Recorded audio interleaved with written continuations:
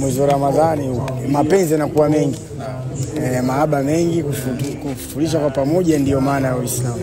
Elimu nyingi sana sina, shekhi wangu ndo mkubwa wa vitu. Ila mimi ninavyoona ni kwamba Uislamu ni mapenzi yamejaa sana. Sasa. Unataka kuzungumza kuhusu shamba ya Iftar imeandaliwa na Alikiba? Kwanza nampongeza na kumwombea Mungu, Mwenyezi Mungu amtengeze mambo yake. Lakini amfanyie kila aina ya wepesi katika shughuli zake, lakini amuondoshee mazito.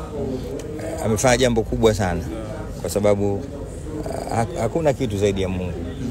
Pamoja na mambo unafanya hiki unafanya kile, lakini siku ukikumbuka kwamba nyuma kuna Allah Subhanahu wa Ta'ala, ndio ujanja wenyewe huo. Kwa hiyo amekumbuka kuna kitu, pamoja na kutafuta kwake pesa katika biashara zake, lakini ana haja ya thawabu vile vile. Kwa hiyo amemkumbuka Mtume paliposema yoyote mwenye kumfunguza mwenye kufunga atapata malipo yake, pasi na yeye mwenye kufunga kupungua chochote. Mwenyezi Mungu ampe malipo yetu na sisi atubakishie na tuendelee kupendana. Asante.